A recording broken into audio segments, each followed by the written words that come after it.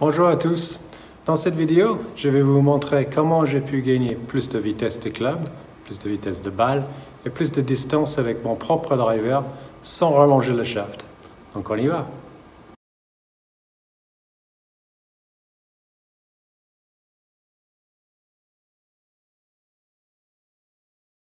Donc cette vidéo, elle est clairement inspirée de ce qui s'est passé au championnat du monde de long drive il y a à peu près un mois de ça. Donc là, on a vu clairement un changement de tendance au niveau de la matériel utilisé. Auparavant, on avait sorti des shafts très raides, justement pour correspondre à des vitesses de club élevées. Donc pour eux, c'est plus de 150 miles de vitesse de club. Donc généralement, on aurait tendance à dire qu'il faudrait des choses super raides. Mais là, on avait clairement un mouvement vers des choses beaucoup plus légères et beaucoup plus souples, notamment chez TPT, donc la marque suisse de shaft. Et donc, des choses qui sont considérées presque, si on mesurait les fréquences ou la rigidité du shaft, qui sont quasiment les shafts de femmes. Donc, beaucoup plus souples. Donc, ce que je vais vous montrer ici, c'est peut-être pourquoi ce type de joueur s'oriente vers ce type de shaft.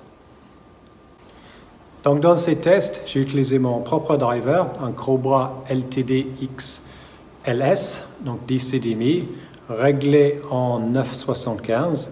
Et avec le shaft que j'ai utilisé toute l'année, donc un Mitsubishi Tensei 1K orange, en TX, donc 50 TX, donc assez raide, 45-25 de long.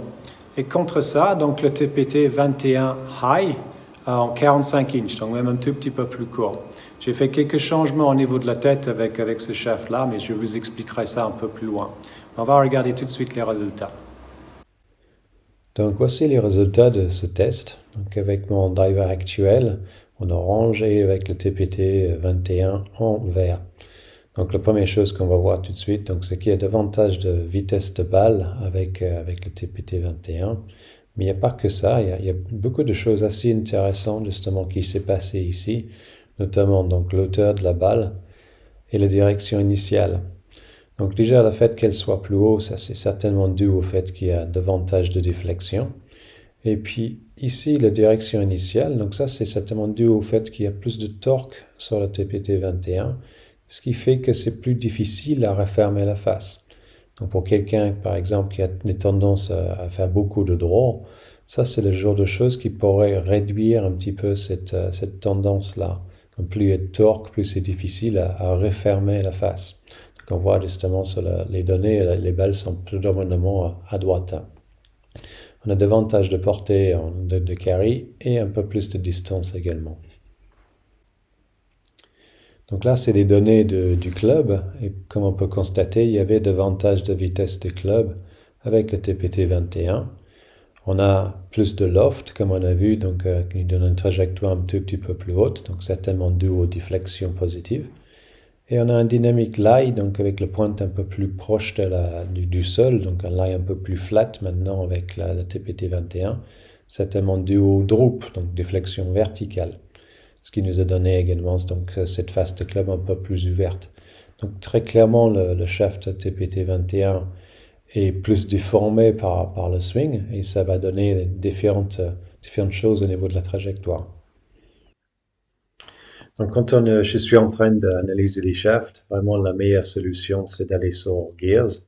Et donc voici nos deux shafts ici, donc avec le Tensei à gauche en jaune et puis le TPT en bleu. Donc ce que je vais faire, c'est que je vais vous montrer le Tensei dans un premier temps. Juste regarder le début de montée ici. Et comme vous pouvez constater, déjà ça se déforme assez fort au départ. Donc ça c'est juste le poids de la tête encore. Donc j'ai 50 mm de déflexion positive à ce moment-là. Si je fais la même chose avec le TPT, vous allez voir qu'il y a encore beaucoup plus ici. Donc juste le fait que ce shaft soit beaucoup plus doux, on a énormément de déflexion positive dès le départ. Donc là, j'avais jusqu'à 90 mm de déflexion positive dès le départ avec ce shaft-là. Donc là, très clairement, on a quelque chose de beaucoup plus souple. Je vais continuer donc avec la Tensei, donc ça réaligne et on va changer de direction ici pour arriver dans le début de descente et là où on devrait avoir une déflexion négative maxi, donc c'est généralement à peu près dans cette zone-là. Et là, j'ai que 15 mm de déflexion négative à ce moment-là. Comparé au TPT, on va faire la même chose ici. et on va voir que de nouveau, on va déformer ce shaft beaucoup plus. Donc là, j'ai carrément 20 mm de déflexion négative, donc ce qui est quand même assez élevé pour moi. Je ne suis pas quelqu'un qui charge énormément le shaft de ce moment-là. On continue notre route et puis on va arriver à l'impact. Et de nouveau, donc on a davantage de déflexion positive maintenant avec le TPD. Donc ce qui s'est passé ici, c'est que ça nous a augmenté le loft du club. Donc justement pour contrer ça, j'étais obligé de diminuer le loft statique, c'est-à-dire qu'au lieu d'être sur 9,75 sur ce driver-là, j'ai diminué donc pour être sur 7,75. Donc d'où le fait qu'on a davantage de vitesse de balle, donc moins de loft. Donc le fait qu'il a créé davantage de déflexion m'a permis de diminuer le loft, ce qui m'a permis d'augmenter la vitesse de balle. Donc il y a toujours des avantages et des inconvénients d'avoir un shaft plus ou moins souple, plus ou moins raide. Mais donc là, dans cette situation-là, ça m'a permis justement de créer davantage de vitesse de balle via un loft moins important et surtout de créer davantage de vitesse de club vu qu'il était plus léger. Donc c'est clairement assez intéressant d'explorer ce type de shaft. En revanche, c'est pas juste aller le plus léger et plus souple. Il faut que la technologie du shaft permet de résister aux différentes forces dans le swing pour faire en sorte que la balle ne parte pas n'importe où. Et justement, si on regarde ce qui se passe au niveau de torsion, c'est là où vous allez voir des grosses différences ici. Je vais juste vous montrer ce tableau-là. Donc, la torsion ici, donc vraiment le fait que le shaft va s'ouvrir et se refermer beaucoup plus avec le TPT 21. Et finalement, quand on arrive à l'impact, le shaft il est toujours ouvert. Donc, la tête du club est toujours ouverte. Avec le Tensei, il y a beaucoup moins.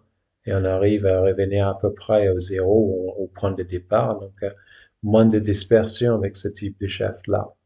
Donc, ce n'est à la recherche justement de réduire la dispersion. C'est très clairement vers le Tensei que je vais m'orienter. Si en revanche, je voudrais générer davantage de vitesse de club et peut-être ouvrir davantage de possibilités de vitesse de balle, c'est avec le TPT 21 que je pourrais m'orienter aussi. Donc, ça dépend de ce qu'on recherche à faire. Donc, dans un schéma de long driving, très clairement, ce serait intéressant d'avoir un shaft un peu plus facile à bouger pour générer davantage de vitesse de club et donc la possibilité de davantage de vitesse de balle.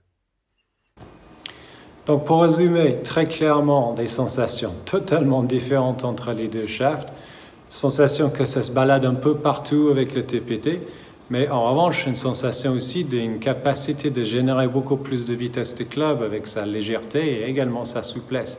Donc ça c'est plaisant finalement à swinguer, très facile à swinguer. Ça change forcément la trajectoire, donc du coup vu qu'il y avait plus de déflexion, on avait ces balles plus hautes, donc j'étais obligé de diminuer le loft du club pour un peu contrer ça, pour optimiser la trajectoire. Ce qui était assez intéressant aussi, c'était lié aux directions initiales et puis la trajectoire que j'avais, qui était plus à droite, avec ce shaft plus souple, qui a plus de torsion. Donc la tête de club avait plus de mal à se refermer, vu qu'il y avait plus de torsion justement. Donc pour des joueurs qui ont tendance à tourner beaucoup trop la balle de droite à gauche, par exemple, le fait de s'orienter vers un peu plus de torque pourrait être très intéressant.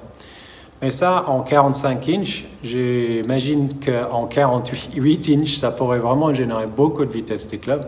J'irai clairement pas jusque-là, mais je serais intéressé de voir avec un shaft un tout petit peu plus long si la vitesse de club continuait d'augmenter et si j'étais capable toujours de centrer la balle. En tout cas, on voit très clairement pourquoi ces joueurs qui ont beaucoup de vitesse maintenant ont tendance à s'orienter vers des choses un peu plus légères, un peu plus souples. Ils peuvent encore gratter quelques miles au niveau de la vitesse de club et du coup quelques miles au niveau de la vitesse de balle et la distance. Donc on voit pourquoi justement ils s'orientent vers ce type de matériel maintenant.